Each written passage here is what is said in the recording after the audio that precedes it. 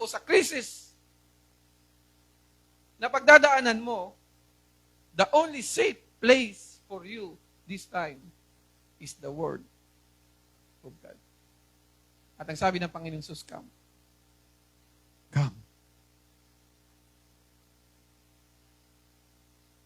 Other thing is that, sabi ni Peter, what if? Maybe because of what if.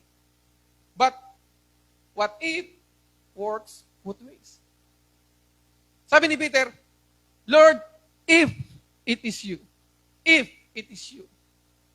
What if hindi si Lord yun? Sabihin mo sa sarili, what if hindi na ako magkapag-asawa? What if makapag-asawa ka pa? Because what if works both ways. Sabi diyan, the wind is against them, but the word is for them. The wind is against them, but the word is for them. Because what if works both ways. Sabi diyan, what if I lose everything and can't provide? Ang sabi doon, what if God is clearing the way for a new provision? What if I never get better, yung may mga sakit? Ang sabi niya, what if God uses this to strengthen my spirit? What if I am alone forever? Mahirap yan. What if I am alone forever? What if hindi na ako makapag-asawa? What if mag-isa na lang ako tatanda? What if walang magpapakain sa akin pag hindi ko na kayang pakainin yung sarili ko? Marami tayong what if. What if this is a season for God to heal my heart? Kaya pala, after nung isa, wala pang dumarating because what God wants to heal your heart. Kasi minsan tayo, after ng break,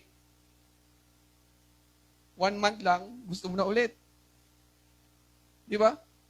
Tapos, pag naka 2 months na, isipin mo na, hindi na ako makapag-asawa. Kapatid, 2 months pa lang.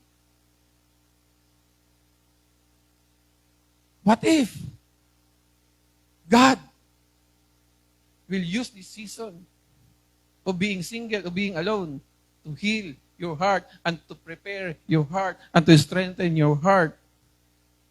Kaya kung mag-isa ka ngayon, don't worry. God has a plan for you. A wonderful, wonderful plan for you. Sabi nung isang sinabihan ko ng ganyan, hindi ako mag-isa, bro. Wala pa plano si Lord sa akin. Yes. What if I fail at this task? Di ba, pag inuutusan tayo, sabihin natin, Chuchang, what if Chuchang kamali ako? What if magkamali ako? But marami tayong what if. What if God is testing my character for a promotion? God is preparing. So what if work both ways? Dapat nating makita yan sa mga buhay natin. It is a lesson for us to understand na pag tayo dumaan sa trial at nagtatanong tayo, what if, what if, what if, hindi lahat negative ang what if because what if can also be a positive sa buhay mo. It can also be a direction, a purpose for you. The prayer of total helplessness. Sabi ni Peter, Lord, save me. Lord, save me. But when he saw the wind was boisterous, he was afraid and beginning to sink. He cried out, saying, Lord, save me. My question is, how long do you think Peter walked? Siguro iniisip natin na si Peter, pag hakbang niya outside the boat, mga ilang hakbang lang, lumubog na. Right? That is how we imagine. Minsan, pag nagbabasa tayo. But my question is, how long? Gaano kaya kahaba ang nilakad ni Peter? Because I believe, lahat tayo, dumaan sa trials, dumaan sa sobrang bigat na mga waves sa buhay. And I believe, tumagal tayo kahit papano. Meron ba dito? Tinamaan lang ng bagyo, 1 hour pa lang, lumubog na? I believe, umabot ka ng 1 araw, kapatid. Sino dito ang isang araw lang ang inabot? I believe, umabot ka ng isang linggo. I believe, umabot ka ng isang buwan, ng isang taon. Hanggang sa sumuko ka na. Sabi mo, Lord, save me. Hindi ko na kaya. Ang bigat na talaga. Hirap na talaga ako. So Peter walked and walked and walked. And then, when Peter looked at the wind instead of the word, he began to sink. Remember, Peter stepped out of the boat and started to walk because of the command of the word of Jesus. When Jesus said, come. And then, he forgot the word. He looked at the wind instead of the word. And then he began to sink. He moved his focus from the eternal command to the temporary circumstances. Kapatid, hindi pala tayo dapat ilihis yung mga mata natin. We should always look at the word and not on the wind. Sabi ni Peter, Lord, save me. Lord, save me. My question is, do you have the faith that will last a night? Do you have the faith that will last a night? Kaya mo bang umabot ng fourth watch? Hindi ka ba mag-give up hanggang third watch? Hindi ka ba mag-give up sa second watch? Sa first watch? Do you have a faith that will last a night? Sabi doon, and immediately Jesus stretched out his hand and caught him and said to him, O you of little faith, why did you doubt? And when they got into the boat, the wind ceased. O you of little faith, sabi ni Peter, sabi ni Jesus. But, kung titingnan natin, hindi sinabi ni Jesus kay Peter, O you of little faith, nung naglalakad pa lang siya. Hindi sinabi sa mga disciple, O you of little faith. Sinabi lang ni Jesus, O you of little faith, nung si Peter, lubog na.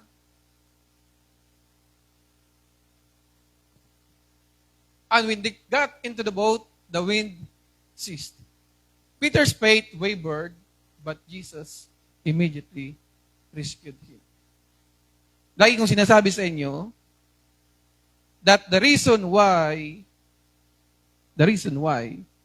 Jesus reached out Peter immediately is because Jesus or Peter is near to Jesus. Brother Ronald, halika nga. Nandito ka, ikaw na yung gawin kong example. Dito tayo bro. Tayo ka dyan bro. Tayo ka dyan. Sabi diyan, Jesus stretched out his hand. Stretch out his hand. Pero hindi ko ma-stretch out yung hand ni Peter. Why? Because he was at a distance from me. Lapit ka bro, lapit ka bro. Sabi ni Peter, Lord, save me.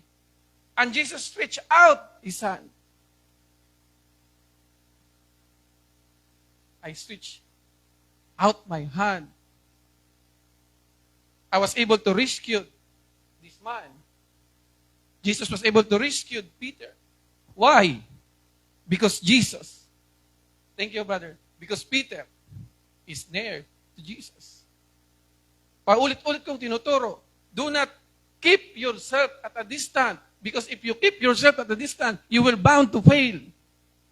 Always remain as close as you are to the Lord Jesus Christ. Because for every storm, you need to be as close as you are sa Panginoong Jesus. So that if you will say to the Lord, Lord, save me, He can rescue you immediately. Amen.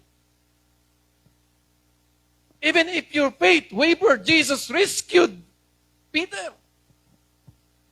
Kahit yung faith natin, pataas, pababa, pataas, pababa. Jesus rescued Peter. Hindi niya sinabi, i-rescue ko lang yung mataas ng faith.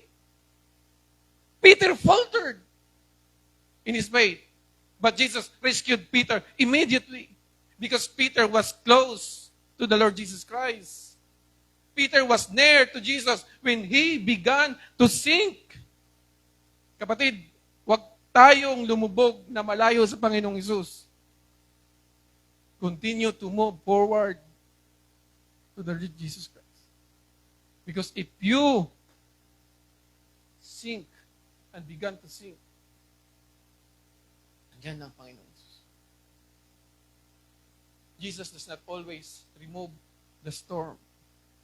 Pwede naman sabihin ng Panginoong Jesus Pwede naman sabihin ng Panginoong Jesus, be still. Habang nasa bundok pa lang siya, habang tinitingnan niya yung boat, sabihin niya, be still. Di ba? Hindi na sana dadaan ng hirap yung kanyang mga disciple. But because Jesus want the disciple to learn a lesson, hinayaan niya. But remember, hindi niya hinayaan na nakatalikod siya. He is watching over His disciples and He is watching you right now. Ano man ang pinagdadaanan mo ngayong umagang ito. Gaano man kabigat ang pinagdadaanan mo ngayong umagang ito. Gaano man kahirap ang pinagdadaanan mo ngayong umagang ito. He is watching you. Jesus does not always remove the storm, but He enters it, proving His divinity. It is I. Ang Panginoong Hesus, pumasok doon sa storm. And He even enter into the boat. Hindi ka lang niya isi-save at i-rescue. I-rescue niya yung mga boat ng buhay mo, yung pamilya mo, yung finances mo, yung health mo, everything sa buhay mo na nagsasuffer because of the storm. Jesus will enter into it and He will rescue everything about you. Starting from you and to your family. He will bless your life and generations after you. That is the Lord Jesus Christ.